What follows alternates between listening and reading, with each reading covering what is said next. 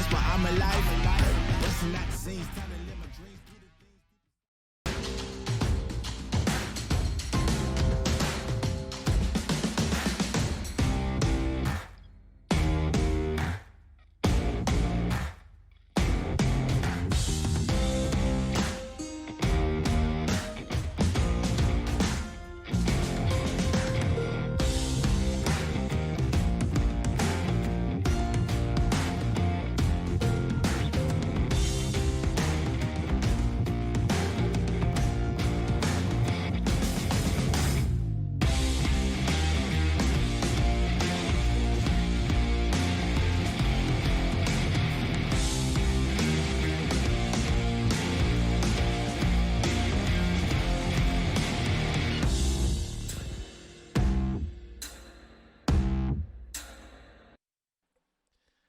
Hello, ladies and gentlemen, and welcome to Around the Halo, Episode 9. I will be your host, Bearded McMagic.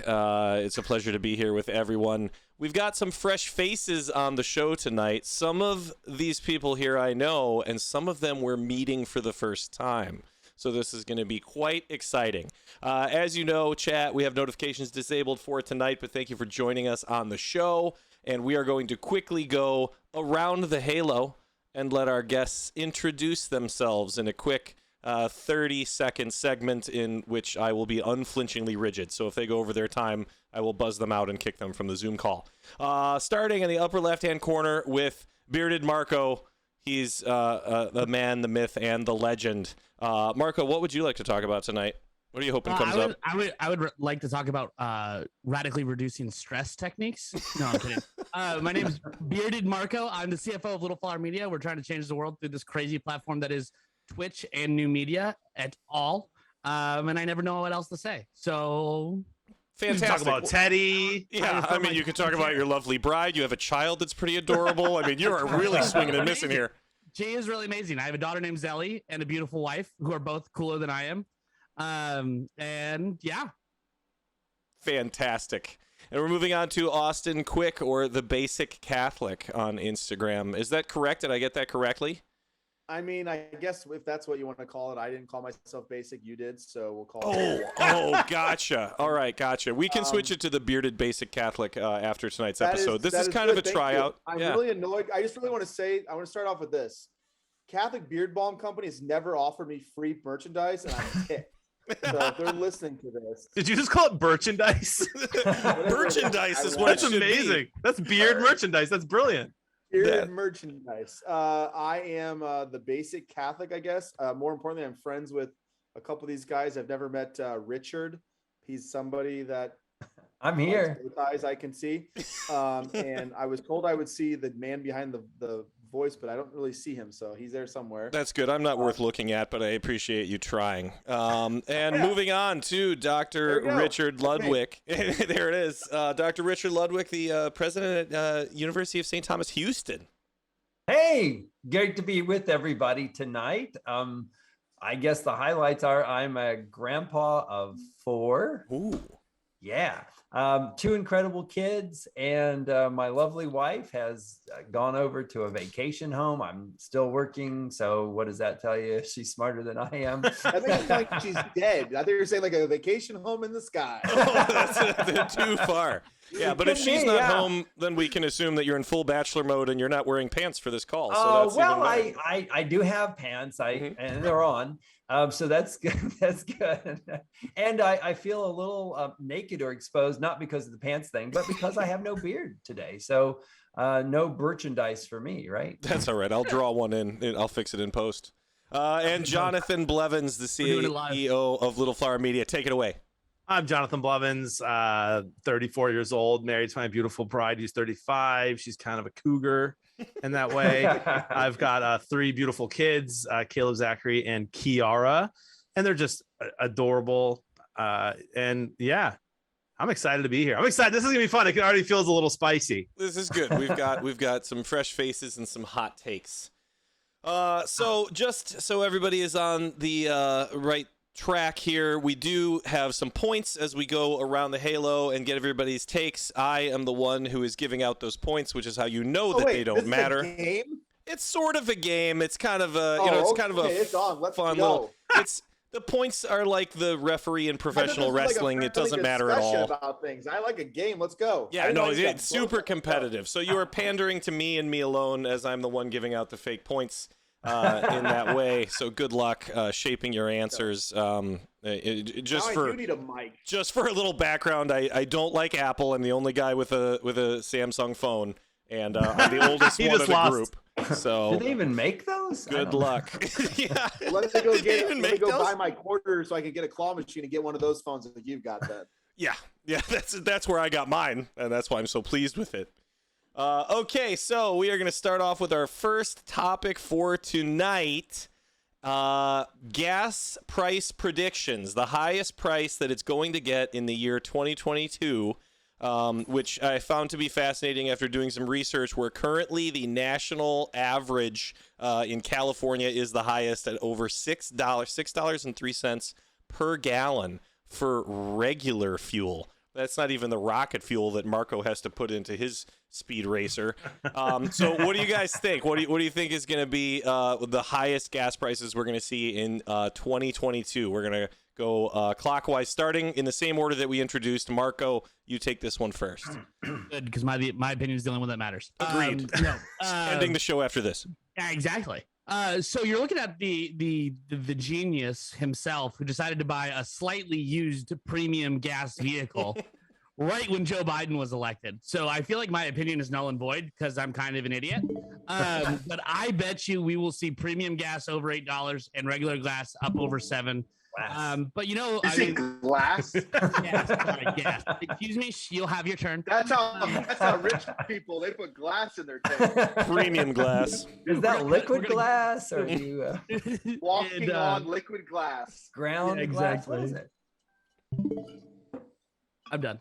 Oh, what did you say? I think we're going to see premium gas over $8 and regular gas over $7. But as our great president said, I said gas. As our great president said, we're in a great transition away from fossil fuels because we think that's happening. I don't think so. I think you should get a negative point for using the word transition. Just gonna put that out there. I think you should use that word. Not until June. Not until June. Go ahead, Austin. You're up next. What do you think with the gas prices? As somebody with a new premium gas car, I bought new. I think we're going to see. Are we going by California? Or are we going average? I forget now. No, you could just go with what you think is going to be the national average, where those numbers are going to get. $7.25. Wow. That's amazing. If I were Bob Barker, I'd be telling you that there's a chance you've hit it right on the head. What do you think, Dr. Ludwig? Well, I could, the whole Bob Barker Price is Right thing, I could go to 7.26. And then right. You've nailed it.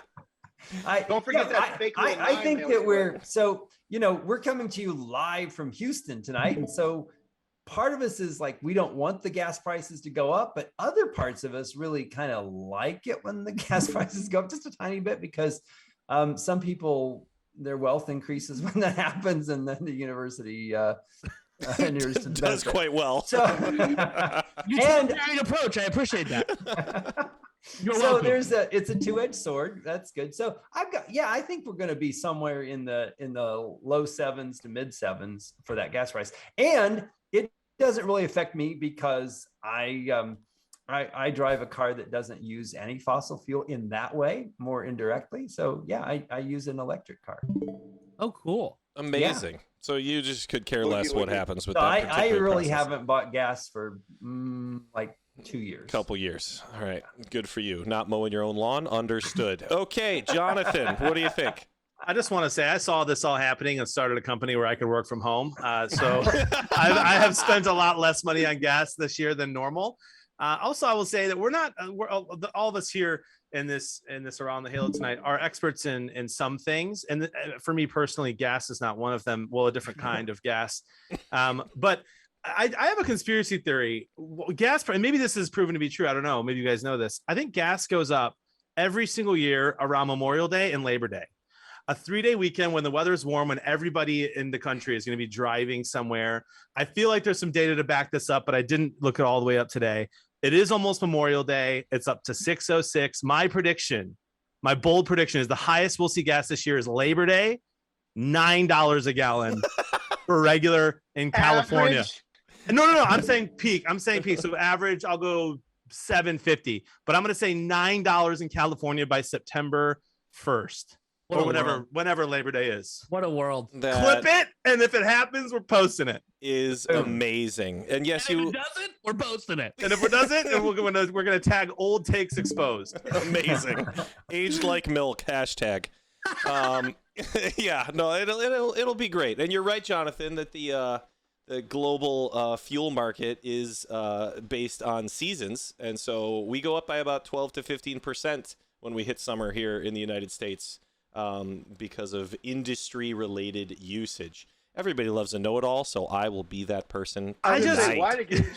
is this NPR all of a sudden? Like, I just thought you should know, and it was all of a sudden we heard about renewable energy cars and guy with a bow tie. We heard about like all things considered. We like to cover everything in the first round. I just remember that I could fill my tank up for $20 when I was 16 years old, and that was ridiculous. Yeah, but you had a tiny tank. That was like mopeds. It was a aren't cool 1987 anymore. Toyota pickup truck. I believe it was only 10 gallons. It was a Plymouth Skyhawk. Okay, moving along. Topic number 2, monkeypox. Time to panic. From a perspective of someone who loves the potential zombie apocalypse, I don't think this is the way it's going to start, so I'm a little disappointed. But where do you think this trend takes us? Are we just destined to be buried in pandemic panic moving forward for the rest of our natural lives? What do you think, Austin? I think that the media has found that the more they scare everyone into a frenzy, the better off the ratings are. And I'm sorry, but Joy Behar is not getting it. So they got to come up with something to get us scared into a frenzy, and this is it. So this is the new thing. Austin just won the game. Everyone else is welcome to try to catch up, but that's it right there. Congratulations, Austin. You're my hero for all of time. Dr. Ludwig, what's your take on this? Concerned about monkeypox? So, I every problem we should be just shaking in our boots. No, not at all. This is a thing where we had the warp speed that got the vaccines and people wanted that, right? So that was a thing. I think this is just another one of those things. Like we had the swine flu, we had all kinds of flu before. Bird flu. We got swine flu. I mean, all kinds of stuff. So yeah, this is the monkey's turn. This is the monkey's time to shine. And this is what, I mean, we had that awful thing with Ebola. Remember that thing? And it's gonna sweep the world, but it ended in a tent somewhere in Africa. And it was horrible for the people who had it, but it was really contained. So again, I'm going to plug Houston and the great work that our Texas Medical Center does. But I think we're going to be all right. We just need to not let the 24-hour news cycle with the cable shows try to ruin our lives. Yeah, absolutely agreed. Jonathan, what do you think? Have you started to cover your windows in Saran wrap yet, or?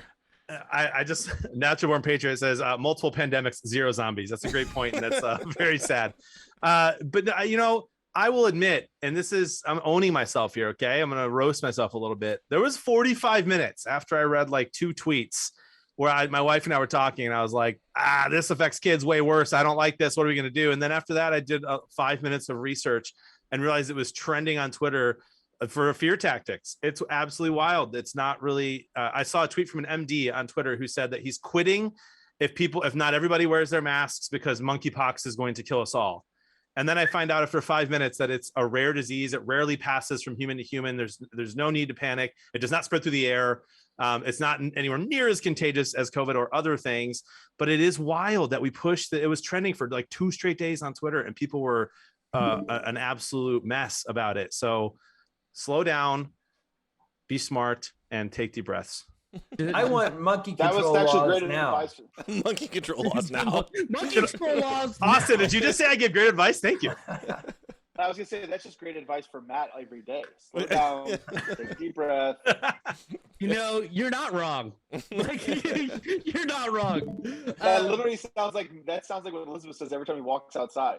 Pretty much. All right, it's my turn now. Yeah, go ahead, Marco. Yep. Okay, so the next thing we're going to see is John searching through the trending and seeing how many times the same tweet is actually repeated about these hot topics. And when you see that, that's terrifying, because that means somebody is funding bots to tweet about stuff.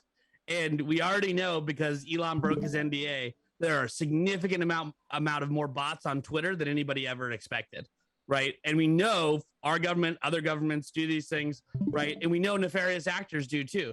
Right. So it's kind of wild when it's kind of wild, like watching these things trend and whatever, because monkeypox, we have two different vaccines for it already. Right. We have the previous vaccine that was for smallpox, that eradicated smallpox, that does have serious side effects, so is used sparingly. That works about 85% of the time of monkeypox. We have a new monkeypox vaccine, but have far less of it. We also know that monkeypox is only transmitted through close contact with the actual skin rash itself, right? So either through touching or whatever, or sharing a bed with somebody, or hugging, whatever. No touching at all. This show gets really serious really quickly. That's my job. That's my job. Have you ever seen the Always Sunny in Philadelphia meme where the guy's like pointing at the wall, right? And there's like all these different connections. No, that's me. But I don't think it's not something we should be worried about. I mean, going to the other thing, the 24 hours news cycle pioneered by Ted Turner, right? CNN changed the world, right? They needed things to talk about. When it came on, the 24-hour news cycle didn't exist before the 90s, and we watched the exponential change in our political discourse since then, right? Even about monkeypox, it becomes a politicized thing when like people are getting sick or whatever. It's like, oh, you're a lefty, oh, you're a right, or you're a fascist, right? And that's not what it's about. People should be concerned about like the care and concern for their brothers, right, and sisters. But that doesn't sell ratings or ads. So that's my take. I do like how you said brothers and then realized you didn't add the women and sisters. Well said. Yeah. I'm not trying to just gain more points here, so don't give me any points for saying this, but it is crazy. I think it's good for me to remind myself every day that Twitter, although has millions and millions and millions of users, it is a very microscopic look at what a normal person in the world thinks.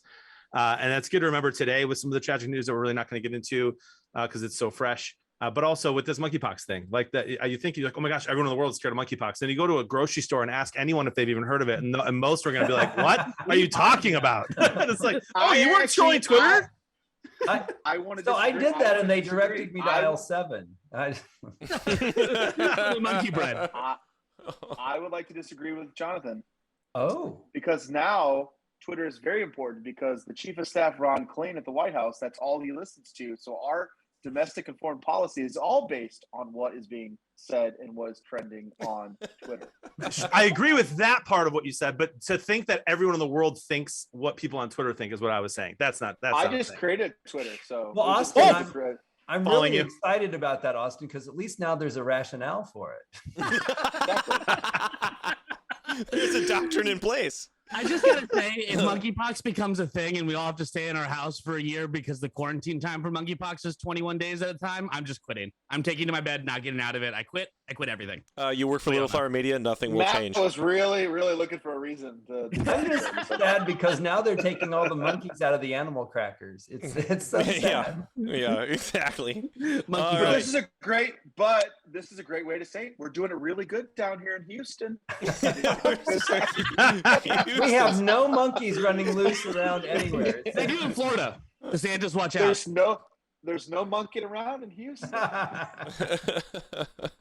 We have taken out all the organ grinders with their monkeys. They're not allowed in. It's just so bad.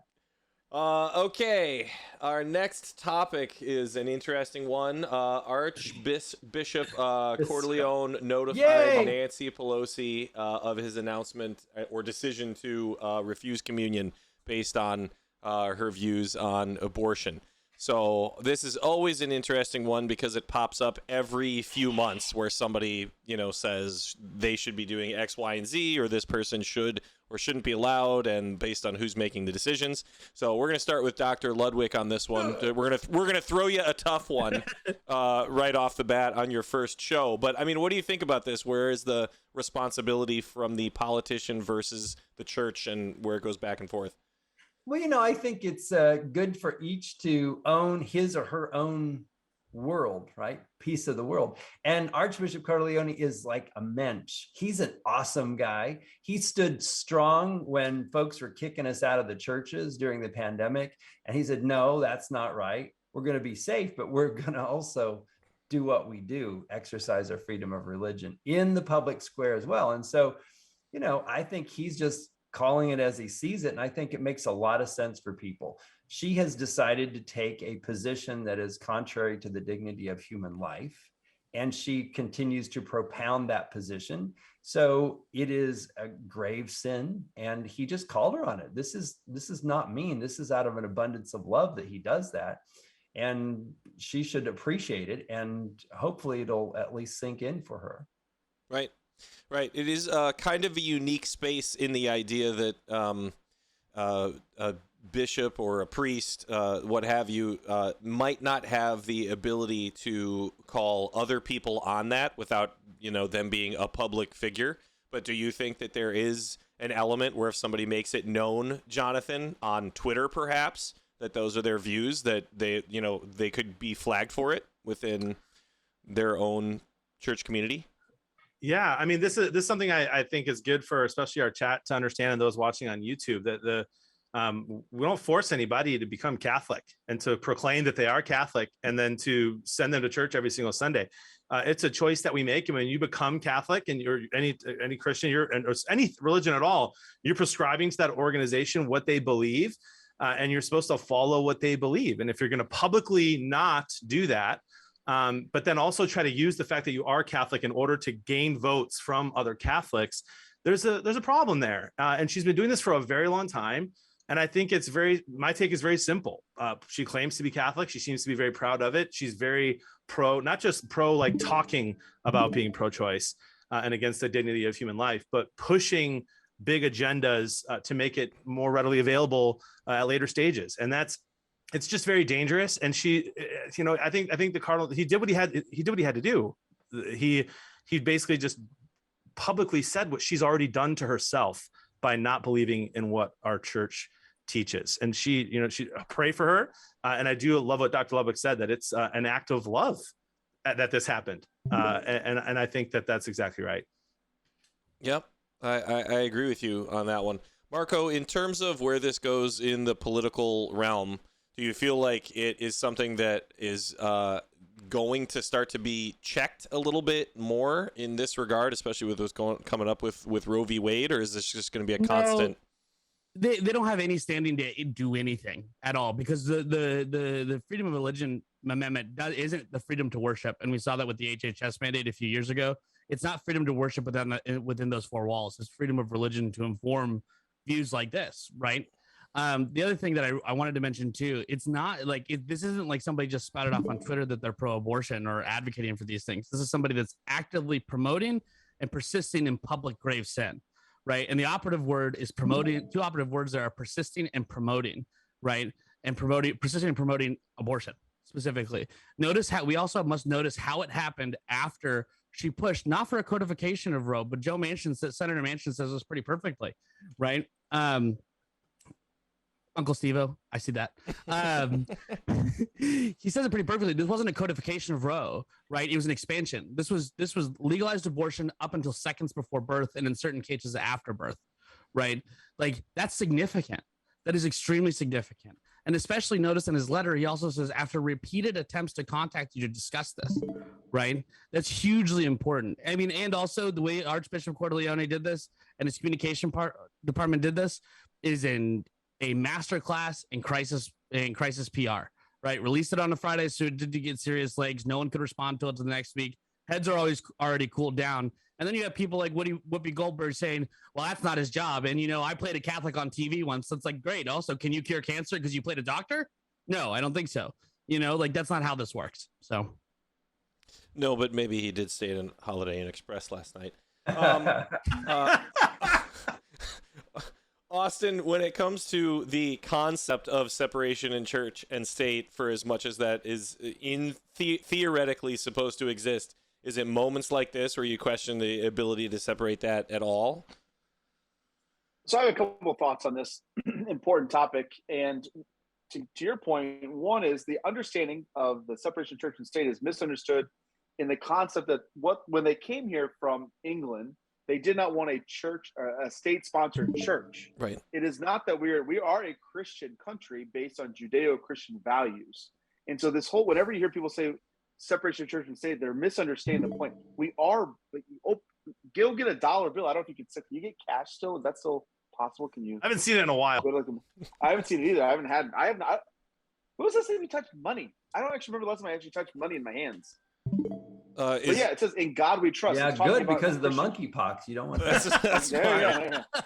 But there is something about that, and we have. I really want to get to the point of a couple things. One is this idea that it's not our place. We hear a lot about it. It's not our place to judge. It's not our place to judge what people do. We really got it. We've done a bad job as Christians talking about this idea of judgment. We make judgments in our life every single day. If I see a man beating his wife in the parking lot of a store, I'm making a judgment that is wrong. That's not, and no one says, wait, don't judge that person. Absolutely, I'm going to make a judgment. What we've said is there are certain things I don't want you to judge me for. And we've segmented off parts of our society that say you can't have an opinion on. And that's where we've lost this battle in many ways, because we've said, oh, well, that's a private matter. Bull crap. Anything that affects someone else in the society, we have said is a public matter. Slavery, the Holocaust, racism, all these bigotries and these isms we've talked about, those all are public offenses to the body politic, to the people of our society that we've said are wrong. And there's no difference when it comes to the murdering and dismemberment of babies in the womb. Period. End. You can argue it all day long. The second point is this, as far as a Catholic is concerned, the Archbishop has a personal responsibility. His soul is on the line based on every soul that is responsible to him in the boundaries of his archdiocese, which is one of those souls is a woman named Nancy Pelosi. So what makes this special is the fact that it's not Nancy Pelosi, the politician, Nancy Pelosi, the speaker, it's Nancy Pelosi, the child of God, who's responsible, her soul's responsibility rests on her ordinary, who is Archbishop Corleone. That's why he's the one who's doing this. The ultimate care for her soul rests on him, and he has to answer to God at the end of the day for how he does it. And I will say this, the bishops of the world need to take note, because what we saw come out of the Archbishop's office in San Francisco is exactly what love looks like, is exactly what being a shepherd looks like, is exactly what is caring for the soul of the people you're entrusted to looks like. Anything less is not love. It is wanting to be loved by the world. That is not the same thing. Shout out to Bishop Ricken from the Diocese of Green Bay, who rarely tweets. Like his tweets are like Jesus loves you, live it out. He had a great thread today saying very similar to what you just said, Austin. Very well said. And I'm not just saying that because the Archbishop follows me on Twitter. But you might be. Okay, good takes, you guys. Well done. Difficult topic there. And chat, we appreciate you guys all being. I'm sorry. We went through that entire thing without mentioning Houston. Can we at least get some type of Houston? Well, and Nancy Pelosi is not from Houston, so that's fun fact. Moving on. This was an interesting one that we have talked about a couple of times in our various shows, but it's kind of come up in a different general topic. Are we too connected, right? Especially in a day and age where all of our discussion and even what's happening right now is based a lot on social media and the constant, immediate dissemination of information. Is that good or bad from a societal perspective, from a spiritual perspective? You guys attack this however you want, starting with Jonathan. It's funny. I've suggested this topic as someone who started a new media company in order to use all of these new communication forms, these new medias, these new mediums, in order to bring goodness and truth and love and joy into the world in those spaces that can often be very toxic. We were talking about Twitter earlier. Many of you know in the chat and watching on YouTube that Twitch and TikTok and YouTube can be very toxic places where there's a lot of content that will lead you astray. And so that said, I do think we're too connected. I think we see too much. I think we see too many opinions too quickly. We see too many, statements online. Like you think of anything right now, you hear of a death and immediately like the family has to, of a famous person has to have a statement ready for the loved one they just found out they lost. Sometimes they find out they lost that loved one online from social media, on Twitter, which is wild. And so I do think we're too connected. I think there's a lot of good about the internet and a lot of good it can do. And I think we could use it to change the world, or I wouldn't have started Little Flower Media. But I also think it's good for us to take breaks. It's healthy for us to take time away and to spend time with the people that love us in our lives, to spend time in prayer, and to disconnect. Because I don't know about y'all, but for me, on days like today, when the news just gets crazy and you can just sit there and scrolling and just see all of the horrible things happening, we weren't designed to see those many things all at once in one day. And it's hard to take in. That said, when we do take those things in, we need to listen to what Pope Francis said a couple of years ago, which has stuck with me forever, which is to be as empathetic as we can anytime we hear of any type of tragedy. Yes, agreed, and good thoughts. I would also say from the new media perspective, it was funny because today in chat, while we were streaming, we had somebody get a little spicy and maybe a little trolly during that that piece of communication coming from them. And somebody said, "Hey, go outside and touch grass." And even though it was meant to be like hey, get out of your basement, you've slipped into the troll realm, it actually is something that we talk about on stream, where it's like, it's not okay to hang out with us for 12 hours in a row, unless you also happen to be at work and that's what you're doing anyway and you want to leave a lurk, that's fine. But like, I don't let my kids watch the stream for all, X amount of hours that we have it every week. It's not healthy. And so there is like a concerted effort to maybe unplug a little bit, even though we're a new media company. Anyway, I just thought I'd throw that shameless self-promotion in there. Marco, go for it. Well, look, I mean, fundamentally, are these new media platforms that can be used for the good, right? They're based on algorithms, and those algorithms are designed to keep you interacting and to keep scrolling.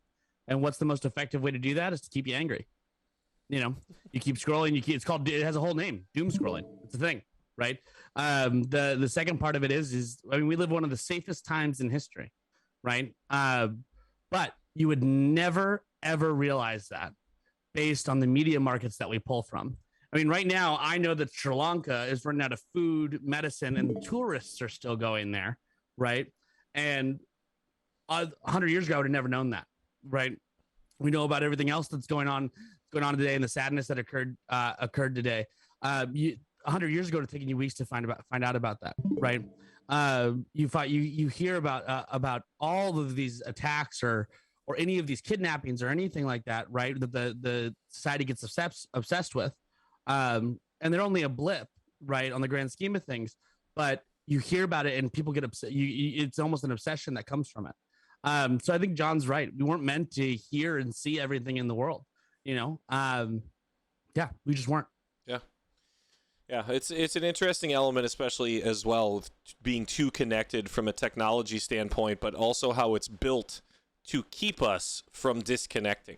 I noticed the other day on TikTok, and also YouTube Shorts is doing it now. When you press the back button on your phone to try to exit out of the program, all it does is slide back into another version of the app. It's like trying to get you to be like, are you sure you're really going to leave? Because what about this video? Did you forget about this video? And unless you do it really quickly in sequence, it does not close the application. It just keeps pulling up a new version of a scroll. It's very fascinating. If Taco Bell did that when I tried to leave the restaurant, I'd be 700 pounds. Well, a man can dream, Jonathan. What do you think about this, Austin? Too connected? I'm sorry. 1 second. I'm scrolling. What was your question? I'm doom scrolling. I think it is an interesting topic because I think we do not yet understand the severity to which this connectiveness is going to affect our brains, our interactions with one another, and how we both intake things and output things. As somebody that has obviously built quite a following on social media, I think it has a lot of positives. The question is whether or not the positives outweigh the negatives. With anything, prudence is always is important. I came up with this concept a few years ago that I think is important, is the relationship side. For me, it's the relationship side. Obviously, the news and those things is one thing. I'm kind of a news junkie, so I like to hear what's going on in the world. They like to stay up on politics and the local, the various news of the day. But it's the relationship side of it and the connectivity of it. Like, for example, Jonathan and I have never met in real life yet. I feel like I know him. I feel like we've become friends, if you will. But there's a lot of connectivity. Matt and I met first when he slid into my DMs, which we can talk about later on the next chat later on. But the after dark version of the show. Oh gosh. But these are examples of the connectivity is very positive. And for me as a Catholic, I think I call it the three modes of relations with this medium, this thing of social network. Is the virtual, the physical, the transcendent is what I came up with. Is the virtual is where we meet, right? So like Matt and I met virtually. We would DM each other, we would talk, and then we would talk, text back and forth. But that's not enough in that relationship. If that's not the finality of that relationship, that's just this thing on my phone. But then the next thing is we met physically, right? We became friends. We had a relationship with one another. We spent time together. We got to know each other. But that in the end is not enough. Like in any relationship, just hanging out isn't a friendship in itself. The finality of it is the transcendent, is together we went towards God. Our relationship is pushing us towards the transcendent, towards the divine, towards God. So the virtual is in itself a good thing if it's moving towards the physical. The physical in itself is a good thing if it's moving towards the transcendent. So all those things have to be moving. If it's just stuck in something, then that's the problem. And that for me is the crux of the issue, is this being is discerning where we are with those things and making sure we're moving towards the divine. Well said. Well, Dr. Ludwig, as we here it is. get to a place, are we two connected? Okay, Knowing so that you have two phones. I have so many. I have phones. I have people. I have everything, right? And so the answer to the question is Move to Houston. We are not too connected because everything is about the relationship. Everything is about the connectivity. I mean, God is connected to everybody. Is that too much? No, that's not too much. And that's the same thing with us. Now, there are problems that arise. We talked about those, the algorithms, the news cycles, all of the things that sort of in a way pervert the great benefit of being connected in so many ways all the time. But that's like anything in life, right? There is an abundance of sometimes harm that comes from something that is very, very good. One of the things that I think about is during this pandemic, when students couldn't come to school, right? Our university went from like 0 to 1,000 miles an hour in terms of connectivity with students and delivering that kind of community that didn't exist because people were so isolated. It gave people a chance to really connect, to get out of their houses, at least virtually. And that was a great good. They unfortunately, many places closed churches for Holy Mass. But until they opened up again, we had the chance to still be together as a church community in that way. So I think all of that is great. And one of the things that I think about too is that, and I talk about this some with folks, before the incarnation, before Jesus came, God gave us the Roman Empire to do what? He built a giant infrastructure, roads and communication and laws and all sorts of things.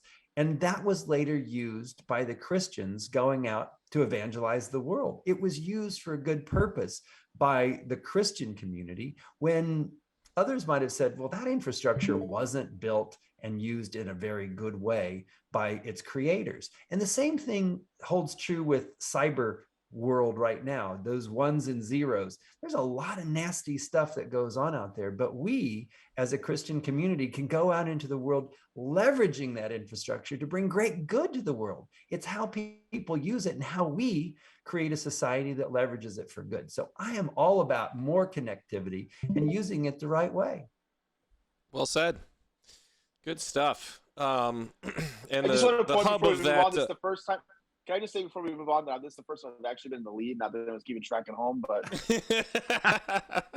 I've been watching diligently. I'm keeping track. And it's important to recognize as well that Houston is the hub of all good communication. All right, moving on. We have no problem. Houston, there is no problem. There's no problem. To should universities require theology and philosophy as part of their curriculums? I was assuming this was raised in a concept of being like across the board required for any degree, was my understanding of the question. So I think we are up to Marco starting this one off, which will give Dr. Richard Ludwig some time to take detailed notes.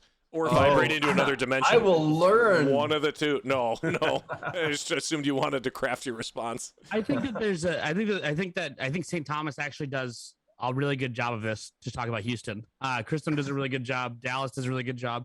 But it's about the core curriculum and forming the entire human person, right? I mean, so much about the modern education system wasn't to create thinkers, but to create better workers, right? And that's a fundamentally flawed view of education. I think the main part of what we're looking at when we discuss this question is not so much the theology, philosophy, but how do we teach people to think? If it's a secular university, right, the University of Florida, I really don't want them teaching theology. They're probably not that great at it.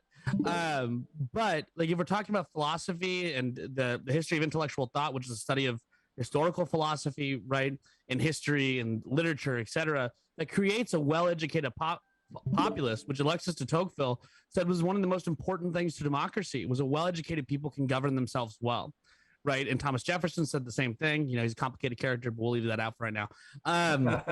But yeah, You brought him in. Yeah, exactly. We just visited Monticello, and you really see that, and they do a great job of telling the whole story there. But when he crafted an entire education system, a curriculum for his children and grandchildren, right? And it was based off of teaching them how to think. And I think there's something that's really important there, especially when looking at Cardinal John Henry Newman's idea of a university, right? He said that if he could put people in classes or in a house with their peers for 4 years, he would pick the house because they learn more from the discussion. And I think that's what core curriculums across places like University of St. Thomas Houston, which I know they've done some great work with theirs, is hugely important. And that's not just a plug for Houston. That's a very, very serious thing. So if we don't teach people how to think, then we're giving them a hammer and search for a nail. And great, we have more factory workers. You know. Yeah. Which are important. Very important. Yeah. Right. That's Because otherwise, we're all really bad at putting IKEA furniture together. So I don't know what I'm going to do if I have to do something complicated.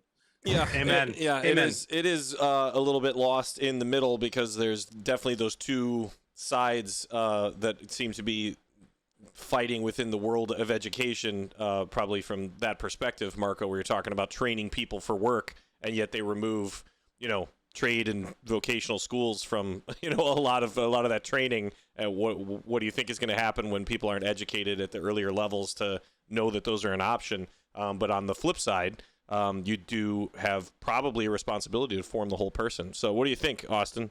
Maybe it's high schools instead of universities that should do it. Oh, good thought. It's interesting you asked this question because I just found out one of the places I went to undergrad for seminary got rid of their theology program. It's a Catholic university. Interesting.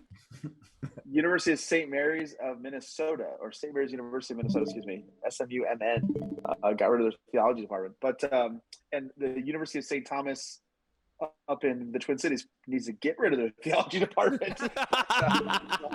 Another subject, and anything Jesuit needs to get rid of the theology department. But I think if it's a Catholic universities, a truly Catholic identity must be centered around theology and philosophy. So if you're going to call yourself Catholic and actually be a Catholic institute of higher learning, it can't just be a place that is based on Catholic ideas. It needs to be based on Catholic principles and theological and philosophical thought. And they need to have that as a core curriculum across the board for everyone. I guarantee if you go to a Brigham Young University, you're going to have to take some classes on what it is to wear special underwear and be a Mormon. Just going to say. Hot take. Moderate take. Slightly above average. Well, Dr. Ludwig, I know that there's some awesome stuff going on with the core curriculum at UST. So take it away. So the fundamental question here was, should every university teach theology and philosophy, right? And so I'm going to say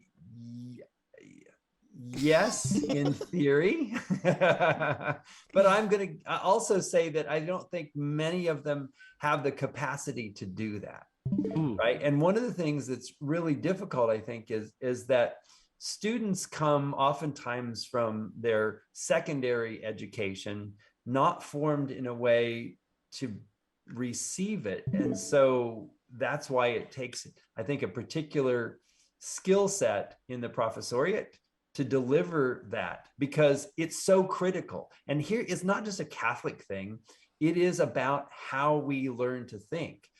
And that's the big difference between good Catholic universities, I think, and some other kinds of institutions that are limited, frankly, by how they approach the formation of the human person. And that is, they think they can't delve into the things that are most important in learning. And that is, who am I? How do I fit into the world? What really is the meaning of things? And how can I make sense out of things that I don't even know is coming my way, right? Those are the kinds of things that theology and philosophy set the groundwork for. And for the University of St. Thomas, you guys have mentioned the core curriculum. We've just gone through an extensive reformation of that. And bedrock in that core curriculum is philosophy and theology, because they are sciences. Now, most people are like, oh, no, not really. Those are not science. Yeah, absolutely. They are sciences. And they help you understand all of the other sciences and all of the other disciplines. That's why in Ex Corde Ecclesiae, that's a document that St. Pope John Paul II wrote, talks about a genuine Catholic university and how all of these disciplines with their various specialties come together in a particular way at a Catholic university that uses philosophy and theology as the glue that holds all the others together. The other thing that allows you to do is something that we think is so critical in learning, and that is the idea of faith as an sort of an elixir, if you will, to let the mind be freed from what the constraints of what was and what you think is now. Science tells us that we only know about 4% of all the things that can be known. 96% of everything else is out there to be learned. Science, everybody says, oh, science is the antithesis of faith, blah, blah, blah. No, the Catholic Church gave the world science, gave the world the scientific method, gave the world universities. That's why this is so imperative that you take faith as a piece of truth and as a piece of revelation, you marry it with the human rationale, the reason, the revelations of what has come out to develop truth. This is an incredibly important thing for everybody to understand. And, you know, I cringe every time I hear a Catholic university moving away from theology or philosophy, not because it is meant to proselytize, because it is meant as a way of opening the mind and the heart to learning in the genuine way. And that's why philosophy and theology should actually be taught in every university. It's just that I don't think other institutions may have the capacity to do that in a genuine way. Yeah, that's fair and nicely done. Jonathan, follow that. Yeah. No problem. I believe in you. Good luck. Here's some pre-points to get you started. You know what? I know that you believe in me, and that just gives me all the confidence in the world. Good. I don't. You know, personally, I would just attack the first answer. Like personally, I am someone. I hate when people say they don't have regrets in life. You should have regrets in life if you've done horrible things ever to anyone. But one of my biggest regrets in life. You're a Lions fan. I don't have a ton. Dude, if I could change where my mom and dad had me in a hospital, I would definitely not pick Detroit. Kidding. Love Michigan, love Detroit. But one of my biggest regrets in life is not, and it wasn't my fault because I didn't have a chance to, was learning philosophy at all until I was 18 or 19. Like I would have liked it to happen in middle school and in high school so that I could learn how to think, because I thought I hated learning, and I thought I hated reading, and I thought I hated math. And then I learned a little bit of philosophy, and then I started studying theology, and I was like, oh, I love this. And I all of a sudden went from getting C's throughout my entire life and then getting straight A's in grad school and theology and all this stuff. So I wish I would have taken it earlier, because I would have been a happier and more well-rounded person. That said, I think that Catholic universities and colleges should absolutely teach philosophy and theology, and do it well, and teach what the doctors of our church teach, and teach the catechism, and teach the thought and all of that. And that's, I think Dr. Lubbock said it perfectly there. So I'm not going to try to win any points talking about Catholic schools or universities, but public ones, at minimum, they should teach philosophy, and it should be required in every public university. And hopefully the people teaching the philosophy courses are halfway smart, because even if they're not Catholic, if they're good philosophers, the people taking those courses in public universities are going to read St. Anselm, they're going to read St. Thomas Aquinas, they're going to read Blessed Duns Scotus, and they're going to read some of the most brilliant minds who were philosophers who are also Catholic, and maybe have their heart opened there. And that may be where their conversion begins, or where their faith is strengthened. And so eventually, if they're teaching philosophy well enough, they're going to read Catholic thought, which I think is very important. So I say make it a requirement, but I do agree with Dr. Ludwig that I don't think that they're equipped at this moment to do so well. I think the other thing that we have to mention too is that Aristotle says in his Nicomachean Ethics is that the young man can't study philosophy, right? Because he doesn't have the life experience to see that all things act towards the good. And I think that's something that like we really have to take into account when discussing like younger people, younger than college, really studying philosophy really in depth in a really serious manner. Is that it does take that wisdom or life experience, right, to really understand that. So I hear what you're saying, John, and I agree. I think we just run the danger sometimes of starting too young almost in our community specifically, not the rest of the world. They just need to study. They should study. They need to read. Yeah, just everybody read. That's the way to go. Okay. Good stuff on that one. We have a couple of quick ones here to finish off with sort of entertainment-driven ones. Your favorite superhero, and why is it Aquaman? Starting off with Austin. Too soon on this one. Too soon. Sorry. Starting off with Austin on this one. Do you have a favorite superhero? It's okay if it's a real-life person. No. Moving on. That's it, huh? No, he doesn't have a favorite. There's too many great ones to choose He from. likes them all. If you're talking about like something like in comic books, no, I can't say. No, it could be a superhero to you. You can go ahead and say St. John Paul II. That's fine. You can say Pope Benedict. That's fine. We'll just chalk you up as Elon Musk and move on. Wait, so from a perspective of, so tell me more about that. How are you the rare person that doesn't have a favorite superhero? I've never liked Marvel. I've never liked any of that stuff. It's so dumb, and I'm tired of hearing people talk about it. I'm over it. And so is it safe to say, like, is it a philosophical, like, preference? Is it like the replacement of a deity in people's lives that, you know, is the golden idol? I think there's something to that. And I think for me, I'd rather be a good Catholic and read the Church Fathers and study those things rather than watch. Sounds like something Batman would say, Austin. I just watching. Sounds like somebody got teased by Batman on Halloween. I was just trying to find a way to give Austin points. Yeah, I don't know. I think if I have an actual hero, I think, you know, my dad. I'm kidding. I don't care. Matt. The city of Houston. Okay, Dr. Ludwig. Go ahead. Ludwig. Yeah. Okay. Well, I'm going to play by the rules. So, so over my shoulder, you see some of my heroes, right? But when you talk about superheroes, you do have to go into the Marvel universe, right? That's something that just is ubiquitous these days. And I have a whole discourse on why Marvel is resonating with people when the real stories, the real superheroes, and the really incredible origin stories are all about our people, our God, right? He's the incarnation of God as Jesus Christ come down. I mean, the stories are so incredible and they're real and they're so much better than that other stuff.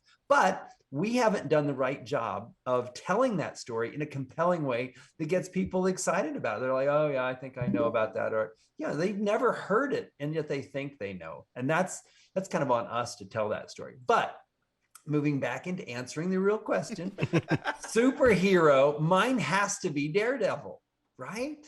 Wow. Why is that? Well, it makes sense. First of all, Yes, it does. for those of you who are watching or whatever for the first time, I'm blind.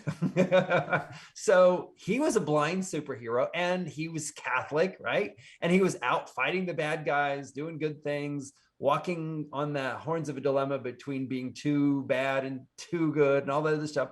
And it's just awesome. It comes together in a really sort of sad but human way. So the story is a good one. There's always sisters and priests and all that stuff. So it's gritty and real and it's kind of cool that way. Can I change my answer? Yeah, go ahead. My answer is whoever answers the shortest is my hero tonight. Austin's got to go. Don't have a way to take away points, but I'll build that in for next show. John, go ahead. Batman is the best superhero, and it's not close. He's human like we are. He knows loss. He keeps his code. He has a complex morality. He keeps us guessing. He's the most cool. He has by far the best villains out of any other superhero, and it's not particularly close. And he's got the best superhero movies by far. Every Batman is better than every Marvel movie ever made, and the best cartoon as well. So, Batman. Really rattled it off there. I'm sorry. Now I'm being rude. I have one last thing to say. I want to amend my previous statement. I do like one superhero movie. Dark Knight Rises was one of the best movies I've ever seen in my life. Same. See? Yes. There you go. I saw it multiple times. And in the IMAX. Amen. All right, Marco, pick them apart. Yeah, go Marco. I agree entirely with Dr. Richard Ludwig in Houston. Yay! Entirely. Daredevil, right? The Netflix show is by far the most Catholic show that has ever come out of Netflix in that whole world and probably ever will. And it dealt with moral theology. It's like a moral theology practica in a nutshell. And it's just so amazing where they deal with the struggle of conversion, right? And Father Gerard Lagrange, my favorite theologian of the world, talks about in his Prelude to Eternal Life how we're all called to a secondary, deeper conversion, right? And that's what you see going on in Daredevil's life the entire time, is him taking hold of the faith as his own and like him fighting for the good as his own man, right? Yeah. And overcome and being a victim, but you're using that victimhood, right, as a sort of and becoming the victor, right? And that's what we're called to, not to like. And it's just so cool. It's so cool, and he's blind, So and that's cool. awesome. And he's blind, and I relate to that. And he's blind. And Batman would buy Daredevil's bank and close down his house. Wow. Man Yeah, is that's the such guy a in kiss tight. butt. I'm just saying. It's Ninjas, Batman, what? Okay. Final topic for tonight, just for entertainment value, your best state for barbecue. I like how we went state instead of city because it could have gotten violent. So we'll just all encompassing what this best state is for barbecue. Austin, start it and finish it. It's Missouri, because let me explain it to you. It's Missouri. There's two things. Missouri, Kansas City barbecue, KC barbecue, everyone knows. But ribs, best ribs in the country according to the Food Network, is in St. Louis. Pappy's. I took Matt there. He ate like 16 slabs of them. Couldn't put it down quick enough. Did I figure it out? You didn't take me there. I did, didn't I? No, you didn't. Oh, You took me to a sushi place. You would remember 16 slabs of ribs, Marco. I would eat Does seem like 16 slabs of ribs. Don't get me wrong. It seemed like Does you lied. Sushi sushi like have something I would do. ribs? I didn't know. There There's was no sushi question. ribs. There's no question because the Southern barbecue that they have in the South, including Houston, is that vinegar crap. It's not good. North Carolina stuff, also vinegar, not good. Kansas City barbecue, St. Louis barbecue, top notch, best Missouri. Well said. All right, Dr. Ludwig. Well, that was nice for the few people that live there. But look at Texas. I mean, this is like a whole nother country down here. It's a fusion of all these wonderful things. You're like, Yeah, it's called Mexico. That one, but you have so many other things. It's just, it just trumps everything based on the availability. I mean, we've got one across the street from campus. It's rated number like in the top 10 of the country. I just want to say that everything you said has nothing to do with the actual food. So there we go.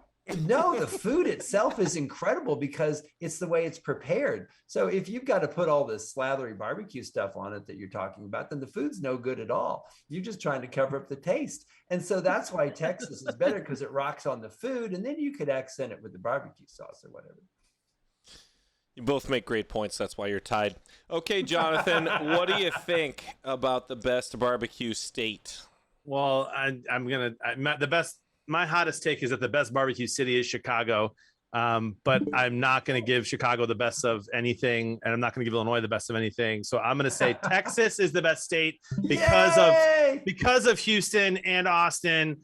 And I don't know about Dallas, but I haven't been there. But I imagine that it's just every single one of Austin? the different Austin. Austin is also great. Austin, you're even promoting Texas by use of your name. This is great. This is absolutely great. Really double dipping there. It's Texas. Marco, go. So I do love the Great Republic of Texas barbecue.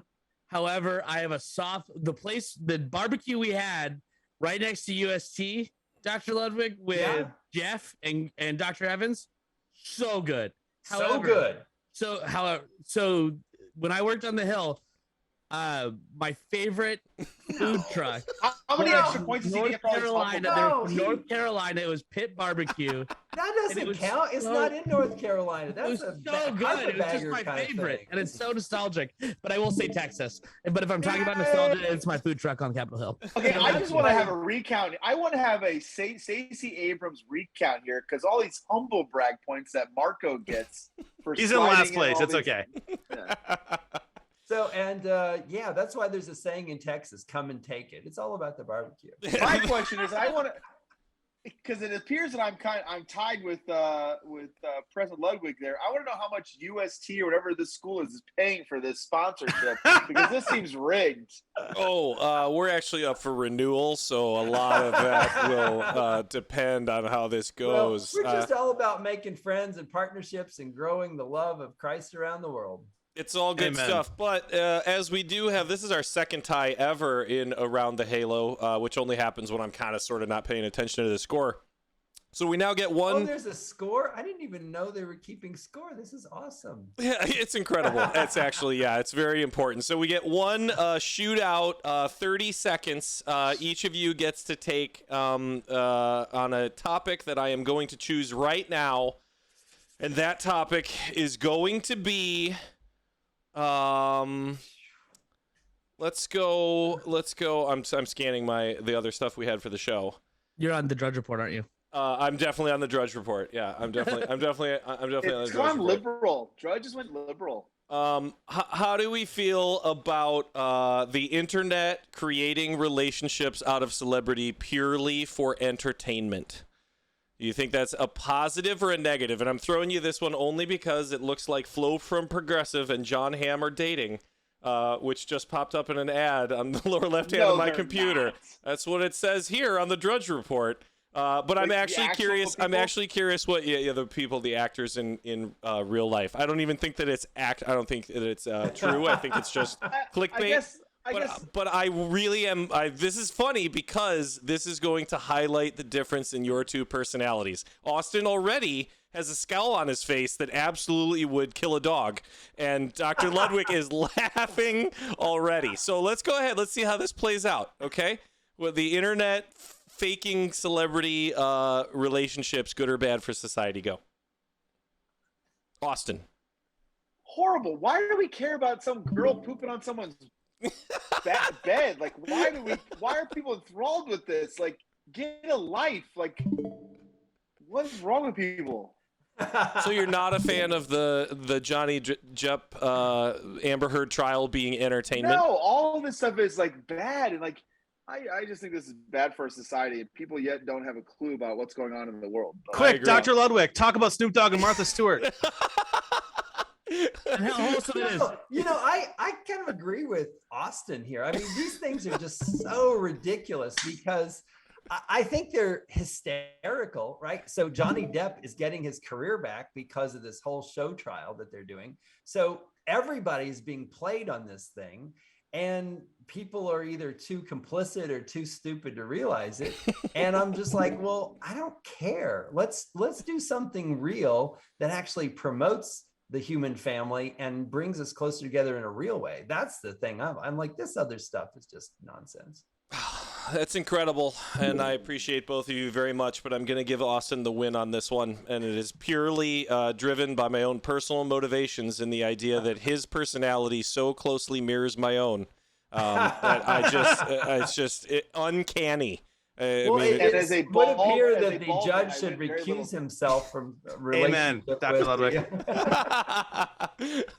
All right, Objection so, sustained. Austin, you get sustained. Sure, that was your question. Austin gets 30 seconds to brag or promote anything that he feels is important. He can continue to rant against the Hurd Depp trial if he wants to, or talk a little bit about what he's going on in his own life. Totally your call.